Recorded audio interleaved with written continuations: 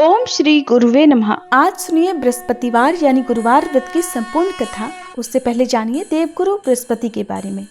बृहस्पति देवता को सभी देवी देवताओं का गुरु माना गया है, जो कि किसी भी व्यक्ति को ज्ञान और सौभाग्य का वरदान प्रदान करते हैं। ऐसी मान्यता है कि अगर किसी व्यक्ति पर देवगुरु बृहस्पति की कृपा हो जाए तो उसे जीवन में फिर किसी भी बात की, किसी भी सुख की कोई कमी नहीं रहती। पुराणों में बृहस्पति देव को महर्षि अंगिरा का पुत्र बताया गया है। मान्यता है कि जब महर्षि अंगिरा की पत्नी को बहुत समय तक कोई संतान नहीं हुई, तब उन्होंने भगवान ब्रह्मा जी से प्रार्थना की। तब ब्रह्मा जी ने उन्हें एक व्रत बताया जो कि पुंसवन व्रत कहा जाता है। इसके बाद महर्षि अंगिरा की पत्नी ने इस व्रत की पूरी जानकारी श्री सनत कुमारों से लेकर अपना पुंसवन व्रत पूर्ण किया, जिसके पुण्य प्रताप से उन्हें एक बहुत ही तेजस्वी संतान की प्राप्ति हुई, जिन्हें ही बृहस्पति के नाम से जाना जाता है। नवग्रहों के श्रेष्ठ बृहस्पति मात्र एक ग्रह नहीं है, वरन देवताओं के भी गुरु हैं। ब्रह्मा जी के मानस पुत्र महर्षि अंगिरा के 3 पुत्र हुए, बृहस्पति, उतथ्य और संवर्त। इनमें बृहस्पति सबसे ज्येष्ठ अर्थात बड़े हैं। बृहस्पति अत्यंत सत्व गुणों से युक्त, वाणी, बुद्धि और ज्ञान के अधिष्ठाता तथा महान परोपकारी हैं।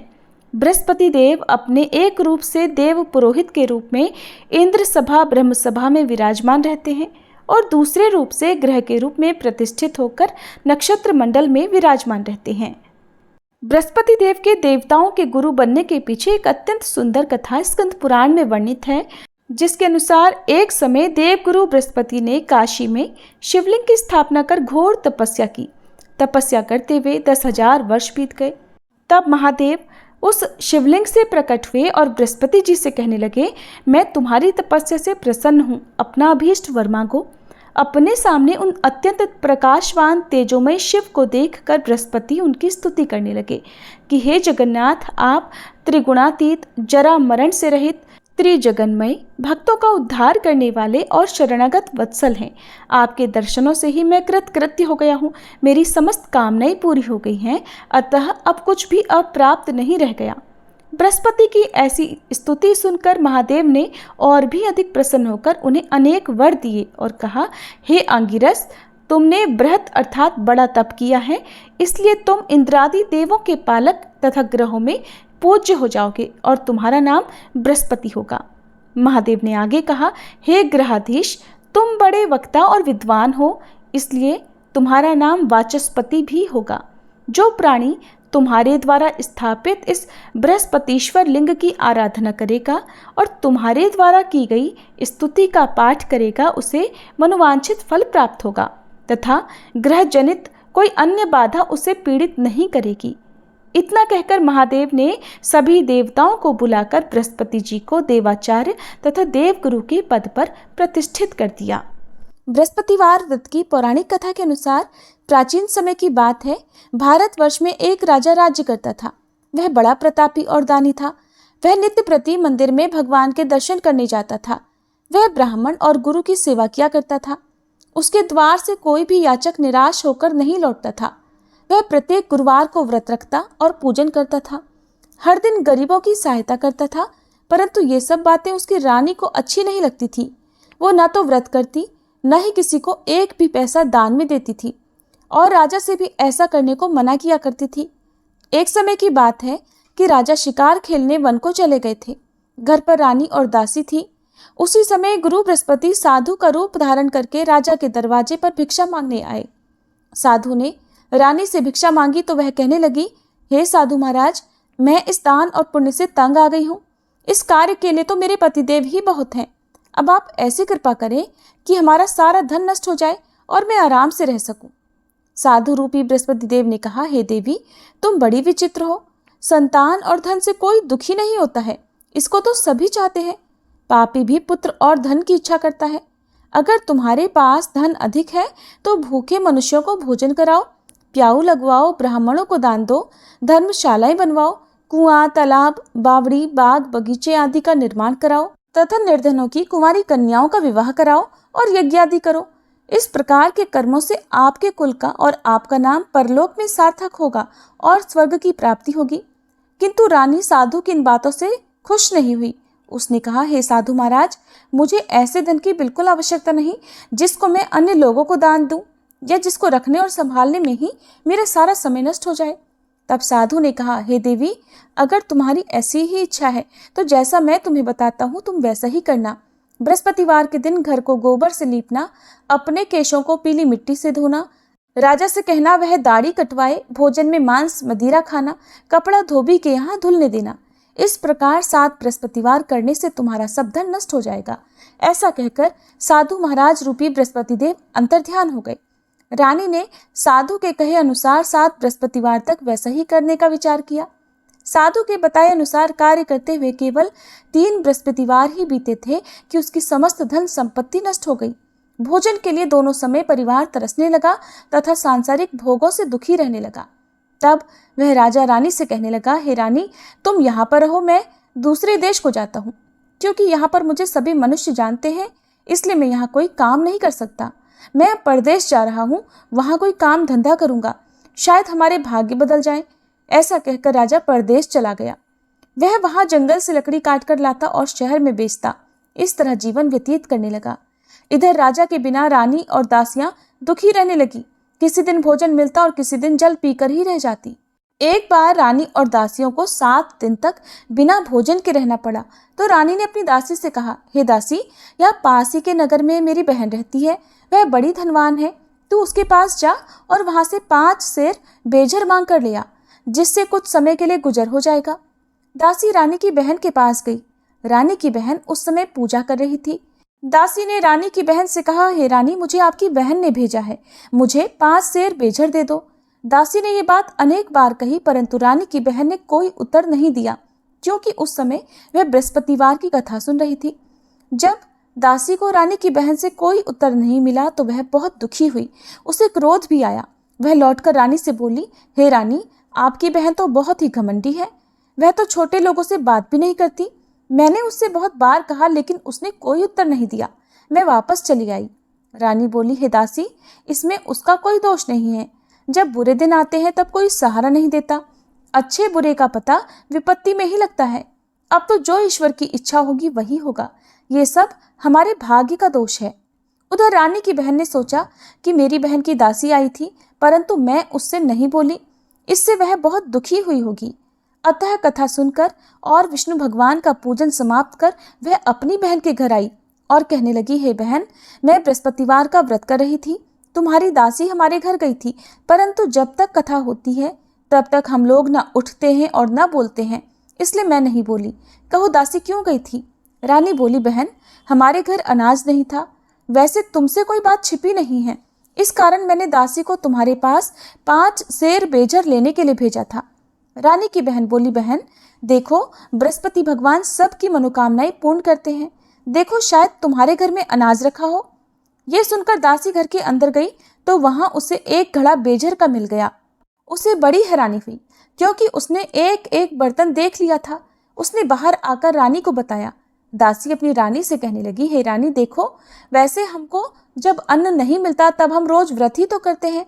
अगर इनसे व्रत की विधि और कथा पूछ ली जाए तो उसे हम भी किया करेंगे। दासी के कहने पर रानी ने अपनी बहन से बृहस्पतिवार व्रत के बारे में पूछा। उसकी बहन ने बताया, हे रानी बहन, बृहस्पतिवार को सूर्योदय से पहले उठकर स्नान करके बृहस्पतिवार का व्रत करना चाहिए, लेकिन उस दिन सिर नहीं धोना चाहिए। बृहस्पतिवार के व्रत में चने की दाल और मुनक्का से विष्णु भगवान का केले के वृक्ष की जड़ में पूजन करें तथा दीपक जलावे।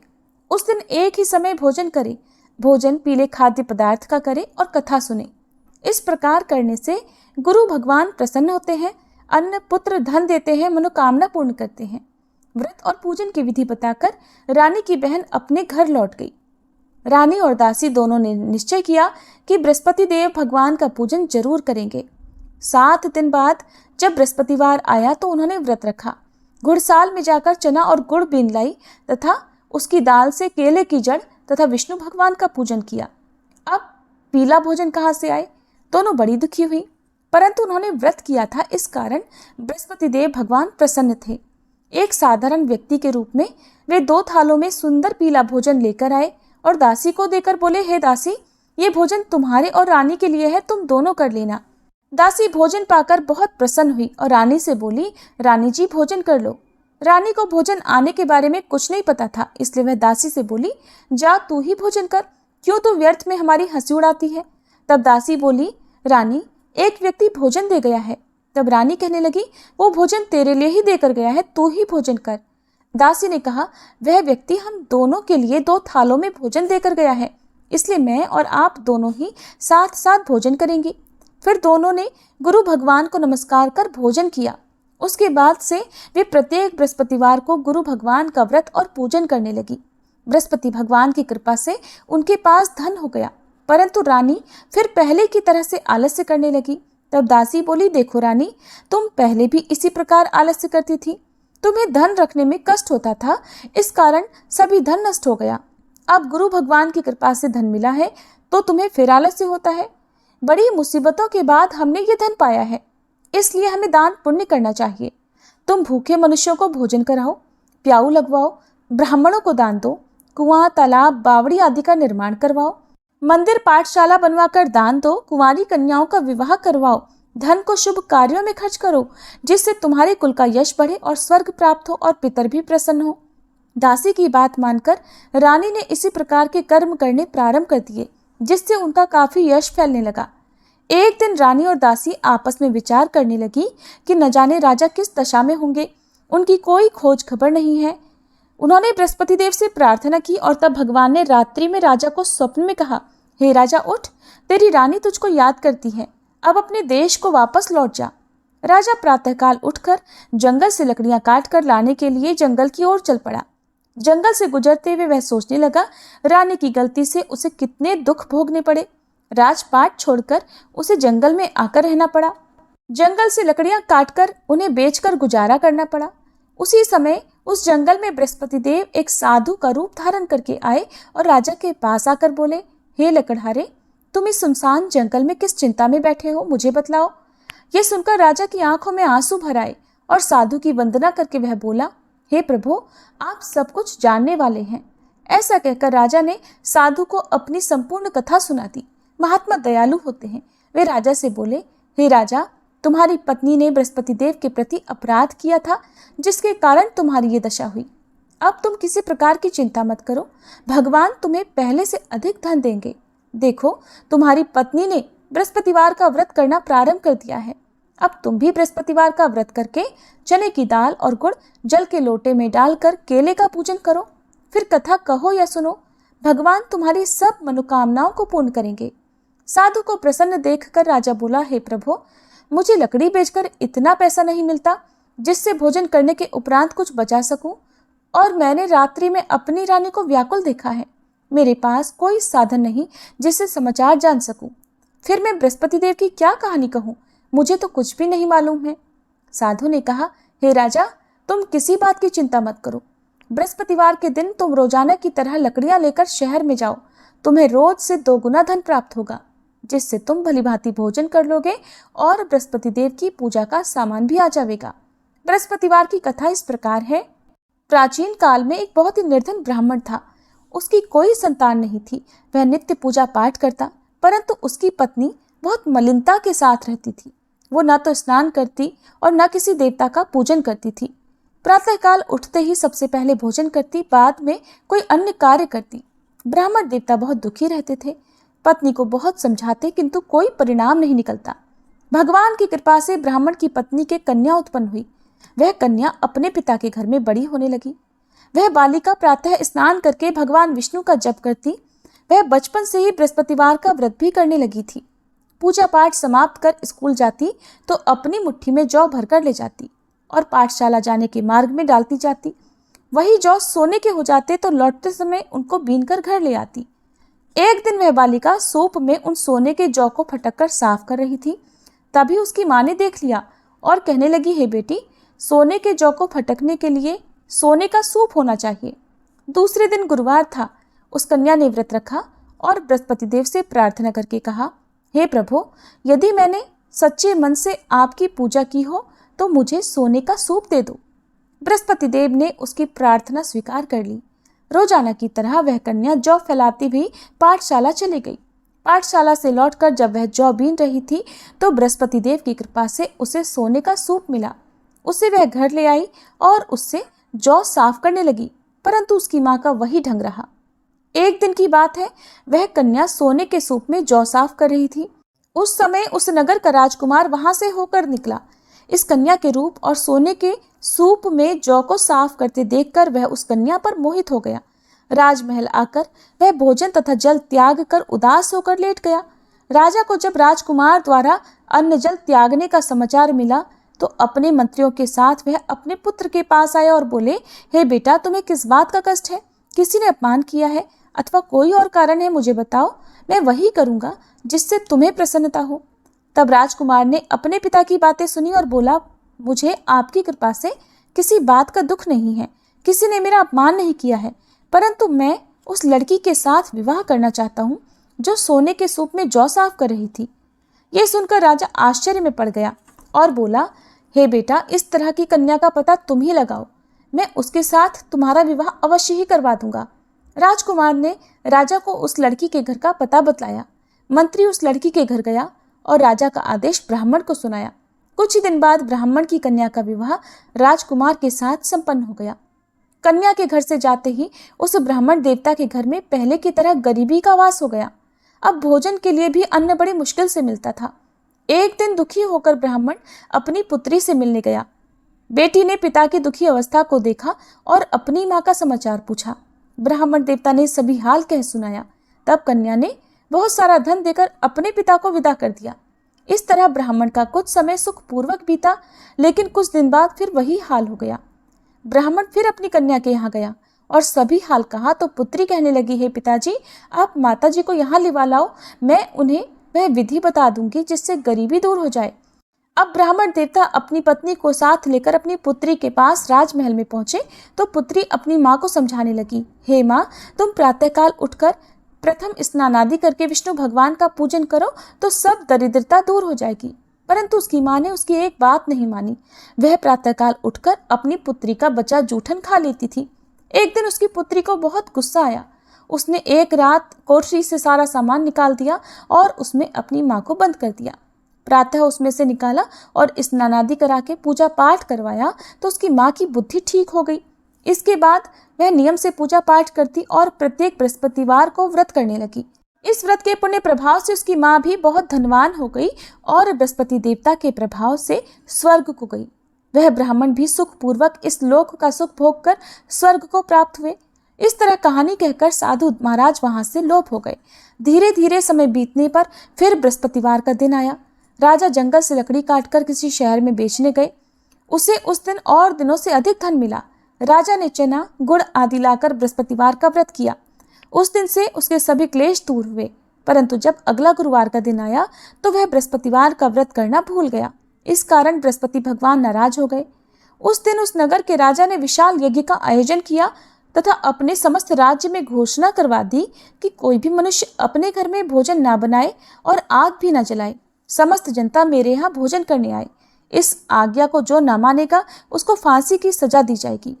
राजा की आज्ञा अनुसार राज्य के सभी निवासी राजा के भोज में सम्मिलित हुए, लेकिन लकड़हारा कुछ देर से पहुंचा, इसलिए राजा उसको अपने साथ महल में ले गए।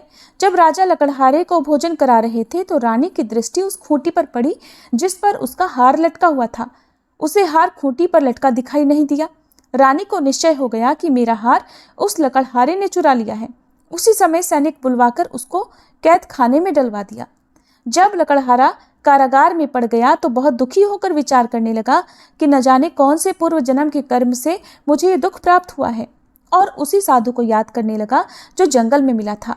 तत्काल बृहस्पति देव साधु के रूप में प्रकट हो गए और उसकी दशा को देखकर कहने लगे, अरे मूर्ख, तूने बृहस्पति देवता की कथा नहीं की, इस कारण तुझे दुख प्राप्त हुआ है। अब चिंता मत कर, बृहस्पतिवार के दिन कारागार के दरवाजे पर 4 पैसे पड़े मिलेंगे। उनसे तू बृहस्पति देव की पूजा करना तो तेरे सभी कष्ट दूर हो जाएंगे। अगले बृहस्पतिवार उसे कारागार के द्वार पर 4 पैसे पड़े मिले। राजा ने पूजा का सामान मंगवाकर कथा कही और प्रसाद बांटा। उसी रात्रि को बृहस्पति देव ने उस नगर के राजा को स्वप्न में कहा, हे राजा, तूने जिस आदमी को कारागार में बंद करा दिया है वह निर्दोष है, वह राजा है, उसे छोड़ देना। रानी का हार उसी खूंटी पर लटका हुआ है। अगर तू ऐसा नहीं करेगा तो मैं तेरे राज्य को नष्ट कर दूंगा। राजा प्रातःकाल उठा और खूंटी पर हार टंगा देखकर लकड़हारे को बुलाकर क्षमा मांगी तथा राजा के योग्य सुंदर वस्त्र आभूषण भेंट कर उसे विदा किया। गुरुदेव की आज्ञा अनुसार राजा अब अपने नगर को चल दिया। राजा जब नगर के निकट पहुंचा तो उसे बड़ा ही आश्चर्य हुआ। नगर में पहले से अधिक बाग, तालाब और कुएं तथा बहुत सी धर्मशाला, मंदिर आदि बने हुए हैं। राजा ने पूछा कि ये किसका बाग और धर्मशाला है। तब नगर के सब लोग कहने लगे, ये सब रानी और दासी द्वारा बनवाए गए हैं। राजा को आश्चर्य हुआ और गुस्सा भी आया। जब रानी ने खबर सुनी कि राजा आ रहे हैं तो उसने अपनी दासी से कहा, हे दासी, देख, राजा हमको कितनी बुरी हालत में छोड़ गए थे। वह हमारी ऐसी हालत देख कर लौट ना जाए, इसलिए तो दरवाजे पर खड़ी हो जा। रानी की आज्ञा अनुसार दासी दरवाजे पर खड़ी हो गई। जब राजा आए तो उन्हें अपने साथ महल में लिवा लाई। तब राजा ने क्रोध करके अपनी तलवार निकाली और पूछने लगा, बताओ, ये धन तुम्हें कैसे प्राप्त हुआ है। तब रानी ने बताया, हमें ये सब धन बृहस्पति देव के व्रत के प्रभाव से प्राप्त हुआ है। राजा ने तब निश्चय किया कि 7 रोज बाद तो सभी बृहस्पति देव का पूजन करते हैं, परंतु मैं रोजाना दिन में 3 बार कथा कहा करूंगा तथा रोज व्रत किया करूंगा। अब हर समय राजा के दुपट्टे में चने की दाल बंधी रहती तथा दिन में 3 बार वह कथा कहता। एक दिन राजा ने विचार किया कि चलो अपनी बहन के यहाँ हो आवे। इस तरह का निश्चय कर राजा घोड़े पर सवार होकर अपनी बहन के यहाँ चल पड़ा। रास्ते में उसने देखा कि कुछ आदमी एक मुर्दे को लिए जा रहे हैं। उन्हें रोककर राजा कहने लगा, अरे भाइयों, मेरी बृहस्पतिवार की कथा सुन लो। वे बोले, लो, हमारा तो आदमी मर गया है, इसको अपनी कथा की पड़ी है। परंतु कुछ आदमी बोले, अच्छा कहो, हम तुम्हारी कथा भी सुनेंगे। राजा ने दाल निकाली और कथा कहनी शुरू कर दी। जब कथा आधी हुई तो वह मुर्दा हिलने लगा और जब कथा समाप्त हुई तो राम राम करके वह मनुष्य खड़ा हो गया। राजा आगे बढ़ा, उसे चलते चलते शाम हो गई। आगे मार्ग में उसे किसान खेत में हल चलाता मिला। राजा उससे बोला, अरे भैया, तुम मेरी बृहस्पतिवार की कथा सुन लो। किसान बोला, जब तक मैं तेरी कथा सुनूंगा तब तक 4 हरैया जोत लूंगा। जा अपनी कथा किसी और को सुनाना। राजा आगे चलने लगा। राजा के हटते ही बैल पछाड़ खाकर गिर गए तथा किसान के पेट में बहुत जोर से दर्द होने लगा। उसी समय किसान की माँ रोटी लेकर आई। उसने जब ये देखा तो अपने पुत्र से सब हाल पूछा। बेटे ने सभी हाल बता दिया। बुढ़िया दौड़ी दौड़ी उस घुड़सवार के पास गई और उससे बोली, मैं तेरी कथा सुनूंगी, तू अपनी कथा मेरे खेत पर ही चलकर कहना। राजा ने लौटकर बुढ़िया के खेत पर जाकर कथा कही, जिसके सुनते ही बैल खड़े हो गए और किसान के पेट का दर्द भी बंद हो गया। अब राजा अपनी बहन के घर पहुंच गया। बहन ने भाई की खूब मेहमानी की। दूसरे दिन प्रातःकाल राजा जगा तो देखने लगा कि सब लोग भोजन कर रहे हैं। राजा ने अपनी बहन से पूछा कि ऐसा कोई मनुष्य है जिसने भोजन ना किया हो, जो मेरी बृहस्पतिवार की कथा सुन ले। तो बहन बोली, हे भैया, ये देश ऐसा ही है। पहले यहाँ के लोग भोजन करते हैं, बाद में अन्य कोई काम करते हैं। अगर पड़ोस में कोई हो तो देख कर आती हूँ। ऐसा कहकर बहन देखने चली, परंतु उसे कोई भी ऐसा व्यक्ति नहीं मिला जिसने भोजन नहीं किया हो। फिर वह एक कुम्हार के घर गई जिसका लड़का बीमार था। उसे पता चला कि उसके यहाँ 3 दिन से किसी ने भोजन नहीं किया है। रानी ने अपने भाई की कथा सुनने के लिए कुम्हार से कहा तो वह तैयार हो गया। तब राजा ने जाकर बृहस्पतिवार की कथा कही, जिसको सुनकर उसका लड़का ठीक हो गया। अब तो राजा की प्रशंसा होने लगी। एक दिन राजा ने अपनी बहन से कहा, हे बहन, अब मैं अपने घर जाऊंगा, तुम भी तैयार हो जाओ। राजा की बहन ने अपनी सास से अपने भाई के साथ जाने की आज्ञा मांगी तो सास बोली, चली जा, परंतु अपने लड़कों को मत ले जाना, क्योंकि तेरे भाई की कोई संतान नहीं होती है। बहन ने अपने भाई से कहा, हे भैया, मैं तो चलूंगी, परंतु कोई बालक नहीं जाएगा। राजा ने कहा, जब कोई बालक नहीं चलेगा तब तुम भी जाकर क्या करोगी। फिर दुखी मन से राजा अपने नगर को लौट आया। राजा ने अपनी रानी से कहा, हम निसंतान हैं, इसलिए हमारे घर आना कोई पसंद नहीं करता। हम निर्वंशी राजा हैं। ऐसा कहकर वह बिना भोजन आदि किए शैया पर लेट गया। रानी बोली, हे प्रभु, बृहस्पति देव ने हमें सब कुछ दिया है, वे हमें संतान भी अवश्य देंगे। उसी रात बृहस्पति देव ने राजा को स्वप्न में कहा, हे राजा, उठ, सभी सोच त्याग दे, तेरी रानी गर्भ से है। राजा को यह जानकर बड़ी प्रसन्नता हुई। 9वें महीने रानी के गर्भ से एक सुंदर पुत्र पैदा हुआ। जब राजा की बहन ने यह शुभ समाचार सुना तो वह बहुत खुश हुई तथा बधाई लेकर अपने भाई के यहाँ आई। तभी रानी ने कहा, घोड़ा चढ़कर तो नहीं आई, गधा चढ़ी आई। राजा की बहन बोली, भाई, मैं इस प्रकार न कहती तो तुम्हें संतान कैसे मिलती। बृहस्पति देव ऐसे ही हैं, जिसके मन में जो कामनाएं रहती हैं सभी को पूर्ण करते हैं। जो सद्भावना पूर्वक बृहस्पतिवार का व्रत करता है और कथा पढ़ता है अथवा सुनता है, दूसरों को सुनाता है, बृहस्पति देव उसकी सभी मनोकामनाएं पूर्ण करते हैं। बृहस्पति देव उनकी सदैव रक्षा करते हैं। जो संसार में सद्भावना और सच्चे मन से बृहस्पति देव का पूजन करते हैं, उनकी सभी मनोकामनाएं उसी प्रकार पूर्ण होती हैं जैसे रानी और राजा ने बृहस्पति देव की कथा का गुणगान किया, उनकी सभी इच्छाएं बृहस्पति देव ने पूर्ण की। मनुष्य को हृदय से उनका मनन करते हुए जयकार करनी चाहिए। प्रेम से बोलिए बृहस्पति देवता की जय। ये थी बृहस्पतिवार व्रत कथा। अब सुनिए आरती। ओम जय बृहस्पति देवा, स्वामी जय बृहस्पति देवा, छिन छिन भोग लगाऊं कदली फल मेवा। ओम जय बृहस्पति देवा, तुम पूर्ण परमात्मा, तुम अंतर्यामी, स्वामी तुम अंतर्यामी। जगत पिता जगदीश्वर, जगत पिता जगदीश्वर, तुम सबके स्वामी। ओम जय बृहस्पति देवा, चरणामृत निज निर्मल, सब पातक हरता, स्वामी सब पातक हरता। सकल मनोरथ दायक, सकल मनोरथ दायक, कृपा करो भरता। ओम जय बृहस्पति देवा, तन मन धन अर्पण कर, जो जन शरण पड़े, स्वामी जो जन शरण पड़े। प्रभु प्रकट तब होकर, प्रभु प्रकट तब होकर, आकर द्वार खड़े। ओम जय बृहस्पति देवा, दीन दयाल दयानिधि, भक्तन हितकारी, स्वामी भक्तन हितकारी। पाप दोष सब हरता, पाप दोष सब हरता, भव बंधन हारी। ओम जय बृहस्पति देवा, सकल मनोरथ दायक, सब संशय तारो, स्वामी सब संशय तारो। विषय विकार मिटाओ, विषय विकार मिटाओ, संतन सुखकारी। ओम जय बृहस्पति देवा, जो कोई आरती तेरी प्रेम सहित गावे, स्वामी प्रेम सहित गावे। ज्येष्ठानंद बंद सो सो निश्चय पावे। ओम जय बृहस्पति देवा, ओम जय बृहस्पति देवा, स्वामी जय बृहस्पति देवा। छिन छिन भोग लगाऊं कदली फल मेवा। ओम जय बृहस्पति देवा।